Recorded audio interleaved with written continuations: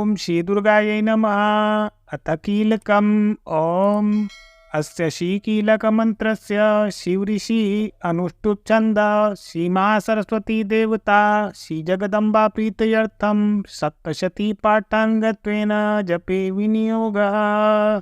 ओम इस श्रीकीलक मंत्र के शिव ऋषि अनुष्टुप छंद श्री महासरस्वती देवता हैं। श्री जगदम्बा की प्रीति के लिए सप्तशती के पाठ के जप में इसका विनियोग किया जाता है। ओम नमश्चंडिकायै। मार्कंडेय उवाच। ओम विशुद्ध ज्ञान देहाय त्रिवेदी दिव्य चक्षुषे श्रेय प्राप्ति निमित्ताय नमः सोमार्धधारिणे सर्वमेतद्विजानीयान् मन्त्राणामभिकीलकम् सोऽपि क्षेमं वाप्नोति सत्यं जाप्य तत्परः। ओम चंडिका देवी को नमस्कार है। मार्कंडेय जी कहते हैं, विशुद्ध ज्ञान ही जिनका शरीर है, तीनों वेद ही जिनके तीन नेत्र हैं, जो कल्याण प्राप्ति के हेतु हैं तथा अपने मस्तक पर अर्धचंद्र धारण करते हैं, उन भगवान शिव को नमस्कार है। मंत्रों का जो अभिकीलक है अर्थात मंत्रों की सिद्धि में विघ्न उपस्थित करने वाले शाप रूपी कीलक का निवारण करने वाला है, उस सप्तशती स्तोत्र को संपूर्ण रूप से जानना चाहिए और जानकर उसकी उपासना करनी चाहिए।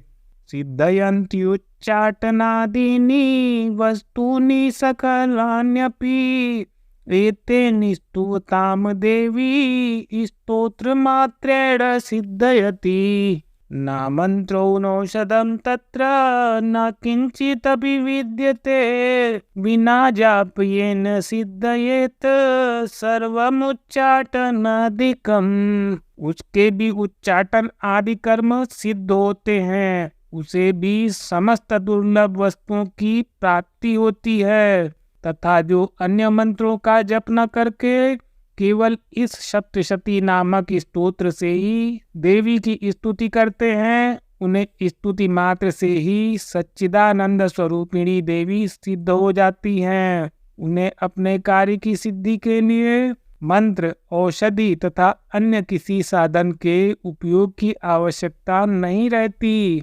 बिना जप के उनके उच्चाटन आदि समस्त अभिचारिक कर्म सिद्ध हो जाते हैं।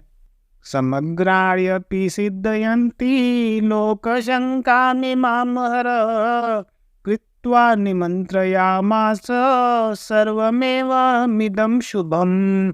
स्तोत्रं वै चण्डिकायास्तु तच्च गुप्तं चकार समाप्तिर्न च पुण्यस्य तां यथावन्यंतराम। इतना ही नहीं, उनकी संपूर्ण अभीष्ट वस्तुएं भी सिद्ध होती हैं। लोगों के मन में यह शंका थी कि जब केवल सप्तशती की उपासना से भी समान रूप से अथवा सप्तशती को छोड़कर अन्य मंत्रों की उपासना से भी समान रूप से सब कार्य सिद्ध होते हैं, अब इनमें श्रेष्ठ कौन सा साधन है। लोगों की इस शंका को सामने रखकर भगवान शंकर ने अपने पास आए हुए जिज्ञासुओं को समझाया कि यह सप्तशती नामक संपूर्ण स्रोत ही सर्वश्रेष्ठ एवं कल्याणमय है। तदंतर भगवती चंडिका के सप्तशती नामक स्तोत्र को महादेव जी ने गुप्त कर दिया। सप्तशती के पाठ से जो पुण्य प्राप्त होता है उसकी कभी समाप्ति नहीं होती, किंतु अन्य मंत्रों के जप जन्य पुण्य की समाप्ति हो जाती है। अतः भगवान शिव ने अन्य मंत्रों की अपेक्षा जो सप्तशती की श्रेष्ठता का निर्णय किया उसे जानना चाहिए। सोऽपि क्षेमं वाप्नोति सर्वमेवं न संशयः कृष्णायां वा चतुर्दश्याम् अष्टम्यां वा समाहितः ददाति प्रतिगृह्णाति नान्यथैषा प्रसीदति। इत्थं रूपेण कीलेन महादेवेन कीलितम्।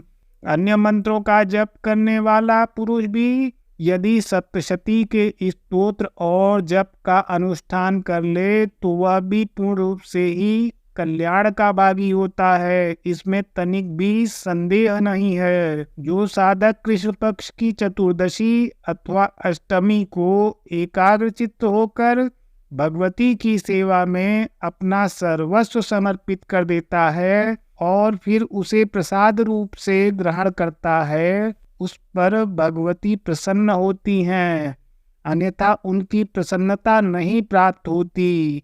इस प्रकार सिद्धि के प्रतिबंधक रूप कीलक के द्वारा महादेव जी ने इस स्तोत्र को कीलित कर रखा है।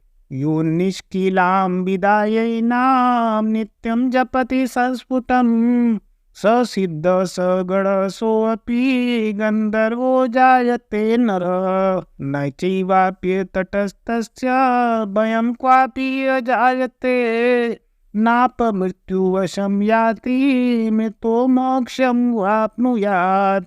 जो पूर्वोक्त रीति से निष्कीलन करके इस सप्तशती स्तोत्र का प्रतिदिन स्पष्ट उच्चारण पूर्वक पाठ करता है वह मनुष्य सिद्ध हो जाता है, वही देवी का पार्षद होता है और वही गंधर्व भी होता है।